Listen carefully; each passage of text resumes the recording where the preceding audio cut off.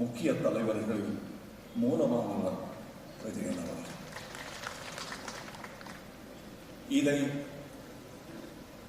பிரபலப்படுத்த வேண்டியது என் கடமையாகவே நினைக்கிறேன். சித்தாந்தங்கள் எவ்வாறாக இருந்தாலும், அவர் கம்யூனிஸ்டாகவும் நான் சென்ட்ரிஸ்டாகவும் இருந்தாலும், மக்கள் சேவையில் நாங்கள் இருவருமே காமரேட்ஸ் தான். இந்த சித்தாந்த வேறுபாடுகளின் நூற்றாண்டு கடந்து கொண்டிருக்கிறது.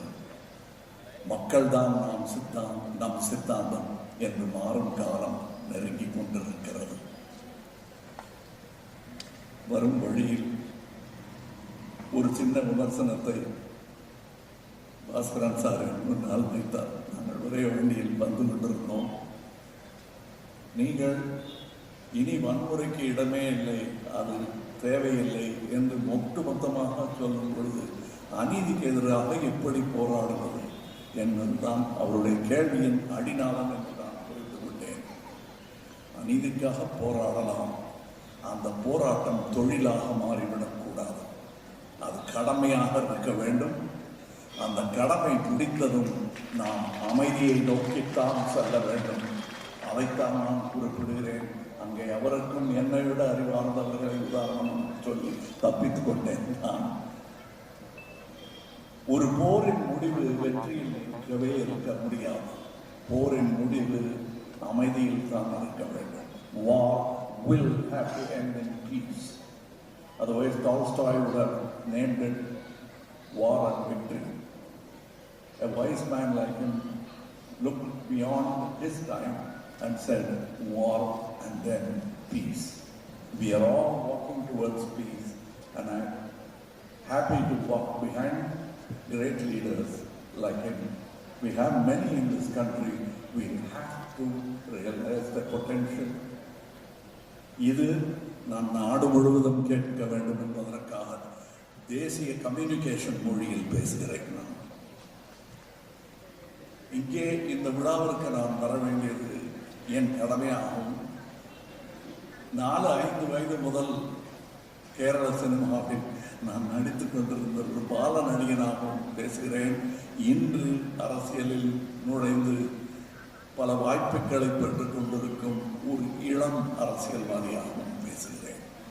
இப்படிப்பட்ட தலைவர்களை நாம் போற்றி, விமர்சனங்களுக்கு அஞ்சாதவர்கள், அதற்கு நேர்மையான பதிலை கொடுக்க தெரிந்தவர்களுக்கு நாம் விமர்சனத்தோடு கூடி அவர்கள் செய்தவற்றுக்கான பாராட்டியும் கொடுக்கவில்லை என்றால் அவர்கள் துவண்டு விடுவார்களோ என்ற பயம் எனக்கு இருக்கிறது.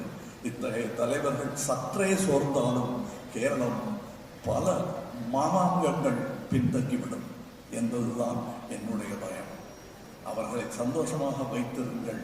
ஆயுட்காலம் போதாது என்று நான் சொல்வது என்னுடைய சுயநலம்தான். அது அவருடைய நலம் கருதி என்பதை விடக்கூட இந்த மாதிரி தலைவர்கள் இன்னும் நீண்ட நாள் வாழ வேண்டும் என்பது சுயநலமாக நான் வைக்கும் என்னுடைய கோரிக்கை. அதை அவர் ஏற்று ஆரோக்கியம் பேண வேண்டும். அவருடைய மனம் குதூகலிக்கும்படி கேரளம் முன்னேற வேண்டும். முன்னேறும் என்ற நம்பிக்கைக்கான எல்லா உதாரணங்களையும் நீங்கள் கொடுத்து கொண்டிருக்கிறீர்கள். அதை பார்த்து ஆரோக்கியமான பொறாமை ஒன்றை தமிழகம் பட்டுக் கொண்டிருக்கிறது. நாங்களும் அங்கே வருவோம், வந்தே சேர்ந்தாக வேண்டும் என்பது எங்களுக்கு புரிகிறது. நான் இங்கே கோவிட் என்ற தொற்று இருக்கும் பொழுது இங்கே கேரளத்தில் நடந்த விஷயங்களை பாராட்டி கொண்டிருந்த போது அந்த பாராட்டை பெற்றுக்கொண்டு அந்த டீச்சர் எனக்கு பாடம் எடுத்தார். உங்கள் ஊரில் இதைவிட பெரிய வசதிகள் இருக்கின்றன, வசதி இல்லாத ஊரில் செய்தது வேண்டுமானால் பெருமையாக இருக்கலாம், உங்கள் ஊரில் நிறைய வசதி இருக்கின்றது என்று பாராட்டையும் விமர்சனத்தையும் ஒரே பொதியில் கட்டி எனக்கு கொடுத்தார்கள். அதை நாங்கள் புரிந்து கொண்டிருக்கிறோம். அதற்கான முயற்சிகளை அங்கே எடுத்துக்கொண்டிருக்கிறோம். நாம் அனைவரும் சகோதரர்கள் என்பதை புரிய வேண்டும், நமக்கு புரிய வேண்டும். முதலில் இதற்கு பெயர் வைக்கப்பட்ட போது brothers of the world unite என்றுதான் பெயரிட நினைத்தார்கள். அது ஏதோ ஒரு சமயத்தை சார்ந்த சொல்லாக விடுவோம் என்பதற்காக நீண்ட நாள் 1000 வருடமானாலும் அழியாத ஒரு சொற்றொடரை கண்ட கார்ல் மார்க்ஸ் அவர்களுக்கு நன்றி. Workers of the world unite என்று சொன்னார்கள். நாம் அனைவருமே ஒர்க்கர்ஸ் தான். அதில் தலைமை லேபரர் இஸ் அவர் காம்ரேட் பினராயி விஜயன் அவர்கள் பிறந்த நாளை கேக் வெட்டி மட்டும்தான் கொண்டாடவில்லை. இடையூறாக இருக்கும் எதையும் வெட்டுவதற்கு நான் உங்களுடன் நிற்பேன் என்பதை நான் சொல்லிக்கொண்டு இந்த பிறந்த நாளை என்னை அழைத்ததற்கு என் மனம் இனிக்கிறது. நீங்கள் கொடுத்த அந்த கேக்கில் நாமும் இனிக்கிறது. நன்றி. வாழ்க நாம், வாழ்க நீவர், வாழ்க நாம் அனைவரும். யாதும் ஊரே யாவரும் கேளு, நீங்களும் கேளு, நாங்கள் நீங்கள்.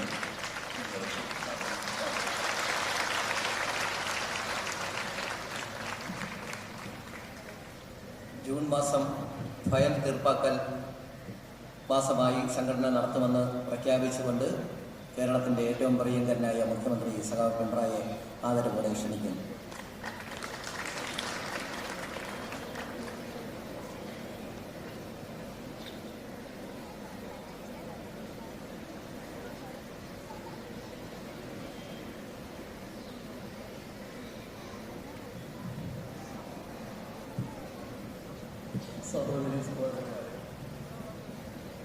ഒരു വിശദമായ പ്രസംഗത്തിലേക്കൊന്നും ഞാനിപ്പോൾ കടക്കുന്നില്ല. ആദ്യമായും ശ്രീ കമൽഹാസനെ നമുക്ക് സ്വാഗതം ചെയ്യാം. കേരളത്തിൻ്റെ മനസ്സിൽ, കേരളീയരുടെ ആകെ ഹൃദയത്തിൽ എന്നെ സ്ഥിരതാമസക്കാരനാക്കിയ ചലച്ചിത്ര വ്യക്തിത്വമാണ് കമൽഹാസൻ. അതുകൊണ്ട് തന്നെ ഇദ്ദേഹത്തെ സ്വാഗതം ചെയ്യുക എന്നത് കേവലമായ ഒരു ഔപചാരിക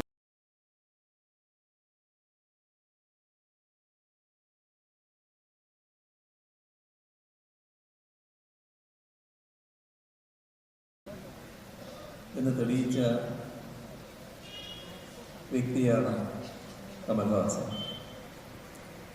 സാമൂഹിക നീതിക്ക് വേണ്ടിയുള്ള ഏറെ സമകാലിക പോരാട്ടങ്ങളിലും നേതൃത്വപരമായ പങ്ക് അദ്ദേഹം വഹിച്ചിട്ടുണ്ടെന്ന് നമുക്കറിയാം. ജനങ്ങളെക്കുറിച്ച് കരുതലുള്ള ഇടതുപക്ഷ മനസ്സിൻ്റെ ഉടമയാണ് അദ്ദേഹം. അദ്ദേഹത്തിന് കേരളത്തോടും നമ്മുടെ സർക്കാരിനോടും ഉള്ള പ്രത്യേകമായ സ്നേഹവായ്പ എല്ലാവർക്കും അറിയാവുന്നതാണ്. തെക്കേ ഇന്ത്യൻ ചലച്ചിത്ര ലോകത്ത് നൽകിയ ഈ അഭിമാന പ്രതിഭയെ വീണ്ടും സന്തോഷപൂർവ്വം സ്വാഗതം ചെയ്യട്ടെ. കേരളം കമലഹാസന് സ്വന്തം വീട് തന്നെയാണ്. സ്വന്തം വീട്ടിൽ ആർക്കും സ്വാഗതം ആവശ്യമില്ലല്ലോ.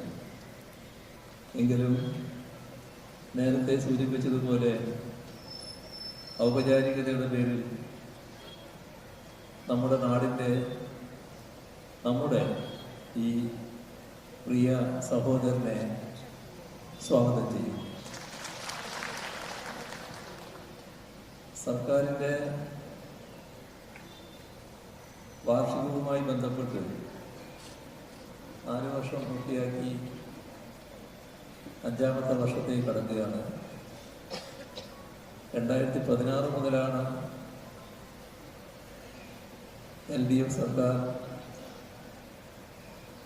ഈ ഘട്ടത്തിൽ അധികാരത്തിൽ വന്നതും 2021 ജനങ്ങൾ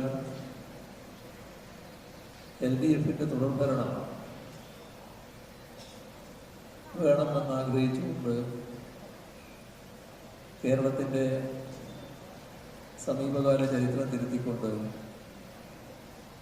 LDF വീണ്ടും അധികാരത്തിലേറ്റിയത്. അങ്ങനെ നോക്കിയാൽ 9 വർഷം പൂർത്തിയാക്കി 10ാമത്തെ വർഷത്തിലേക്ക് കടക്കും. ആ ഘട്ടത്തിൽ കേരളമാകെ ഈ 4ാം വാർഷികാഘോഷത്തിൻ്റെ ഭാഗമായി നടന്ന പരിപാടികളിൽ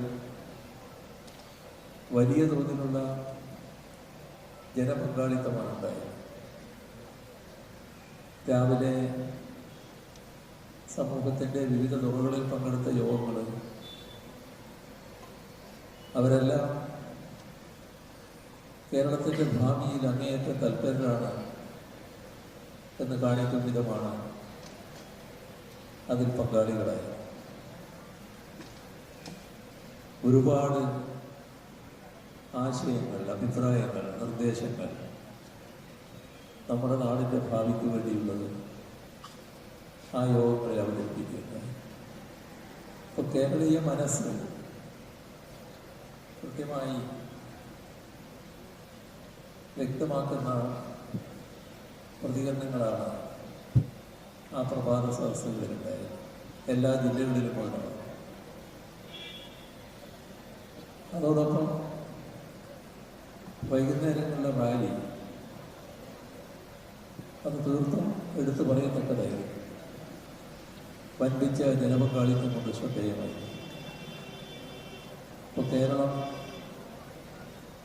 LDFനും LDF സർക്കാരിന് നൽകുന്ന പിന്തുണയാണ് ഇതിലൂടെയെല്ലാം വ്യക്തമായി. ഇവിടെ ചില കാര്യങ്ങൾ നേരത്തെ അവതരിപ്പിക്കുകയുണ്ടായി. ഞാൻ അപ്പോഴെല്ലാം ആലോചിക്കുകയായിരുന്നു, ഇതിൻ്റെ പേരിൽ എന്തെല്ലാം വഴിയാണ് ഇവർ ചിലരിൽ നിന്ന് ഇവർ കേൾക്കേണ്ടി വരികയായിരുന്നു. കാരണം നമ്മുടെ നാട്ടിലെ ചില വ്യാഖ്യാനപ്പെടുത്തൽ ഇത്തരം കാര്യങ്ങളെ വലിയ തോതിൽ വക്രീകരിക്കാൻ ശ്രമിക്കും. ഒരു കാര്യം മാത്രമേ നിങ്ങൾ അവതരിപ്പിച്ചതിനെ പറ്റി എനിക്ക് പറയാനുള്ളൂ. ഞാനെന്ന വ്യക്തി എൻ്റേതായ സ്വന്തം കഴിവിലൂടെ നാട്ടിൽ പ്രവർത്തിച്ചു വന്നതല്ല. എൻ്റെ പാർട്ടിയുടെ ഉൽപ്പന്നമാണ് ഞാൻ.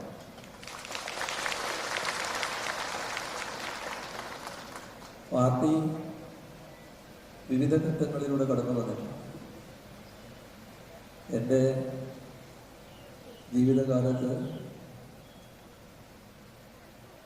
പ്രവർത്തിക്കാൻ ശേഷി വന്നതോടുകൂടി ആ എല്ലാ ഘട്ടങ്ങളിലും പാർട്ടി എന്താണോ ആ ഘട്ടത്തിൽ ആഗ്രഹിക്കുന്നത് അതിൻ്റെ കൂടെ നിൽക്കാനും അതിനോടൊപ്പം നിന്ന് പ്രവർത്തിക്കാനും എനിക്ക് കഴിഞ്ഞിട്ടുണ്ട് എന്ന ചാരിതാർത്ഥ്യമായിരിക്കും. ഇവിടെ മറ്റു കൂടുതൽ കാര്യങ്ങളിലേക്കൊന്നും ഇപ്പം ഞാൻ കടക്കുന്നില്ല. നിങ്ങൾ പറഞ്ഞിട്ടുള്ള കാര്യങ്ങളിൽ ഒരു കാര്യം അത് ചെറിയൊരു തിരുത്ത് വേണ്ടതാണെന്ന് തോന്നുകയാണ്. മറ്റു കാര്യങ്ങളല്ല. എൻ്റെ അമ്മയെക്കുറിച്ച് അതിൽ പറഞ്ഞിട്ടുണ്ട്. അമ്മ ആലക്കാട്ട് കല്യാണിയാണ്, അങ്ങനെയല്ല അതിൽ പറഞ്ഞത്. അപ്പോൾ അത് അമ്മയോട് ചെയ്യുന്ന നീതികേടായിരിക്കും. അത് സാധാരണഗതിയിൽ അറിയാവുന്ന കുറേ ആളുകളുണ്ടാവുമല്ലോ. അപ്പോൾ അവർ അതെല്ലാവരും ഒന്ന് ചിന്തിക്കുകയും ചെയ്യും. പാലക്കാട്ട് കല്യാണി എന്നത് ആണ് ശരിക്കുള്ള പേര്. ഏതായാലും മറ്റു കാര്യങ്ങളിലേക്കൊന്നും ഇപ്പോൾ ഞാൻ കടക്കുന്നില്ല. നിങ്ങൾ പ്രകടിപ്പിച്ച സ്നേഹവായ്പ അത് പാർട്ടിയോടും LDFിനോടുമുള്ള സ്നേഹവും പിന്തുണയുമാണ് എന്നെനിക്കറിയാം. പാർട്ടിയുടെയും LDFിൻ്റെയും ശത്രുക്കൾ പാർട്ടിയെയും LDFിനെയും ആക്രമിക്കുമ്പോൾ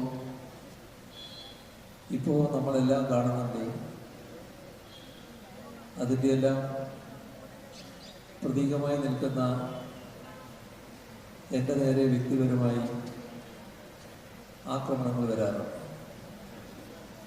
ആക്രമണങ്ങൾ വ്യക്തി എന്ന നിലയ്ക്ക് വരുന്നതായിട്ടല്ല എനിക്ക് തോന്നിയിട്ടുള്ളത്. പാർട്ടിയുടെ വക്താവായിരിക്കുമ്പോൾ പാർട്ടിയുടെ വക്താവ് എന്ന നിലയ്ക്ക് പാർട്ടിയുടെ നേരെ വരേണ്ട ആക്രമണം LDFിൻ്റെ പ്രതിനിധിയായിരിക്കുമ്പോൾ LDFിന് നേരെ വരുന്ന ആക്രമണം അതിൻ്റെ പ്രതിനിധിയുടെ നേരെ വരും. ആ നിലക്ക് മാത്രമേ അത്തരം കാര്യങ്ങളെ ഞാൻ കണ്ടിട്ടുള്ളൂ. നിങ്ങൾ പറഞ്ഞ കാര്യങ്ങളും ആ നിലക്ക് തന്നെ ഞാൻ കാണുകയാണ്.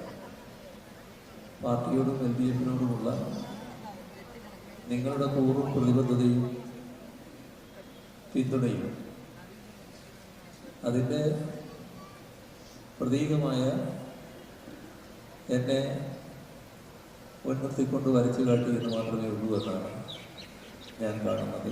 ഏതായാലും ഞാൻ ആദ്യം പറഞ്ഞതുപോലെ മറ്റു കൂടുതൽ കാര്യങ്ങളിലേക്ക് കടക്കുന്നില്ല. നവകേരളം എന്നത് ഏതോ ഒരു കാലത്ത് നടക്കേണ്ട ഒരു കാര്യം എന്ന നിലക്കല്ല നമ്മൾ കാണുന്നത്. നവകേരളം യാഥാർത്ഥ്യമാക്കാനുള്ള ഓരോ നടപടിയും നാം സ്വീകരിച്ചു വരികയാണ്.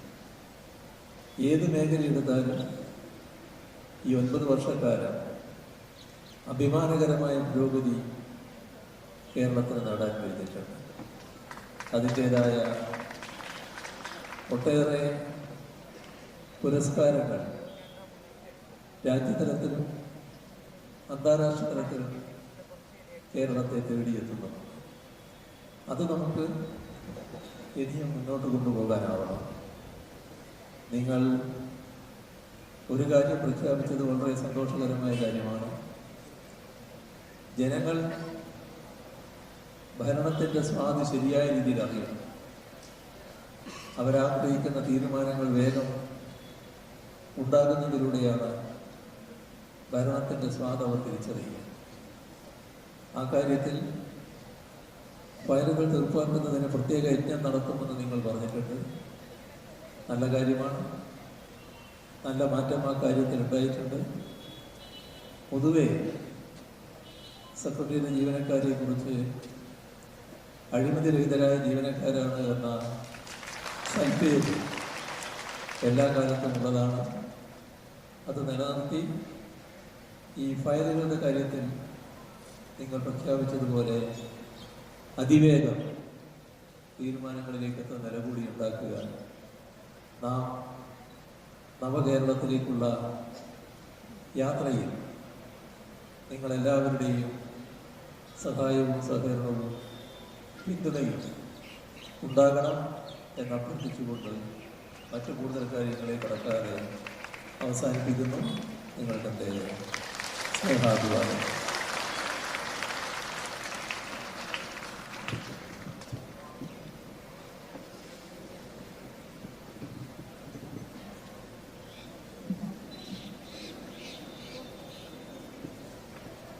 കേരള ഹെൽത്ത് യൂണിവേഴ്സിറ്റിയുടെ കീഴിലുള്ള Kannur Mavilayi AKG cooperative institute of health സയൻസിൽ നിന്നും BSc മെഡിക്കൽ മൈക്രോബയോളജി പരീക്ഷയിൽ 1ാം റാങ്ക് കരസ്ഥമാക്കിയ സംഘടനയുടെ വൈസ് പ്രസിഡന്റ് സഖാവ് സിന്ധു ഭവന്റെ മകൾ കുമാരി G മണിചന്ദനയ്ക്ക് ബഹുമാനപ്പെട്ട മുഖ്യമന്ത്രി സംഘടനയുടെ സ്നേഹോപകാരം നൽകുകയാണ്.